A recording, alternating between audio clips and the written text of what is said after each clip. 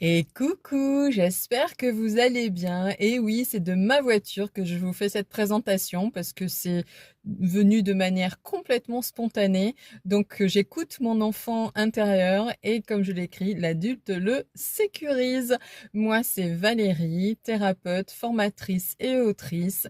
Aujourd'hui, je vais vous parler des ronflements et de l'apnée du sommeil et l'aide que la naturopathie chinoise ou diététique chinoise peut vous apporter. À tout de suite dans un nouveau décor.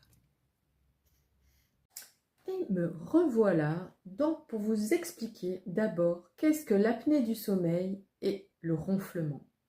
L'apnée du sommeil se manifeste par des pauses respiratoires répétées durant la nuit, dues à un relâchement excessif des muscles de la gorge obstruant les voies aériennes.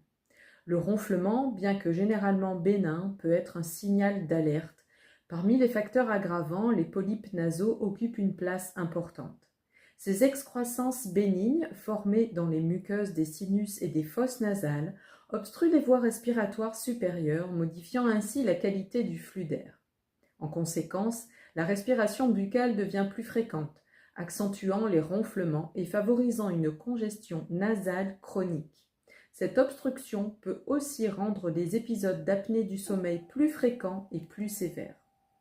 Ces troubles entraînent fatigue chronique, somnolence excessive, difficultés de concentration et augmentent les risques de maladies cardiovasculaires, d'hypertension, de diabète et même d'accidents de la route. La médecine chinoise perçoit ces troubles comme un déséquilibre énergétique, souvent lié à une accumulation de flegme et de glaire. Un régime alimentaire trop riche, associé à un manque d'activité physique, favorise ce déséquilibre et peut entraîner obésité, hypercholestérolémie, diabète et sédentarité. En médecine chinoise, le sommeil et la respiration sont étroitement liés. Entre 7 heures et 11 heures, lorsque le qi, donc l'énergie, circule successivement dans l'estomac puis la rate, que la capacité digestive est à son apogée. C'est donc à ce moment-là que le repas doit être le plus nourrissant et complet.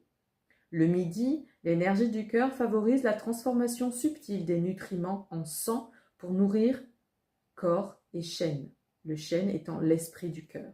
Il est donc fondamental de manger davantage le matin et le midi, et d'alléger le repas du soir, souvent trop lourd ou trop tardif, qui nuit à la circulation du qi du poumon pendant la nuit.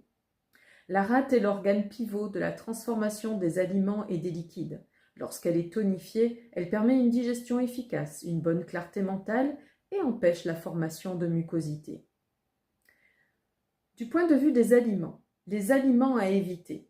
Les laitages, les aliments crus, froids et gras, farine blanche, sucre. Aliments à privilégier. Céréales cuites avec un bouillon et des aromates, riz rond semi-complet, millet, orge mondée, sarrasin, quinoa, polenta.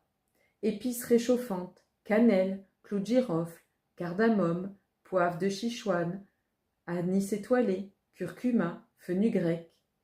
Les légumineuses, haricots azuki, soja noir fermenté, haricots mongo, maïs. Les graines, sésame noir, courge, sarrasin germé, lin moulu. Zeste et écorce amère, mandarine séchée, citron, pomelo. Les légumes, cresson, sautés avec un peu d'huile ou en soupe, chou chinois, betterave. Et fruits, la pêche blanche. Privilégiez une cuisine parfumée et légère, des bouillons clairs avec du radis blanc, du gingembre frais, des zestes de mandarine séchées et quelques champignons noirs. La journée commence par réchauffer le feu digestif, un congee au millet ou au riz rond, agrémenté d'une pointe de cannelle et d'une touche de fenugrec. Quelques conseils. Prendre ses repas dans le calme, en mastiquant avec lenteur.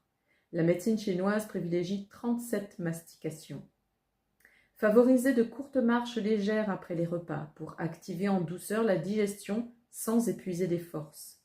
Chauffer légèrement la région de l'estomac pour soutenir l'énergie du centre, avec vos mains ou une bouillotte. Retrouver l'art de vivre et de cuisiner devient essentiel pour rendre au souffle sa clarté.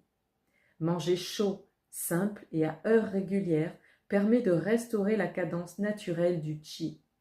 Les modes de cuisson à privilégier au four et en bouillon. Je vous mets en commentaire quelques idées culinaires créatives ainsi qu'une tisane anti-glaire. Eh bien, je vous remercie pour votre écoute. J'espère que ce sujet vous a plu. Si vous avez des questions, merci de les mettre en commentaire. Je vous souhaite une belle journée, une belle soirée et surtout, prenez soin de vous. À bientôt!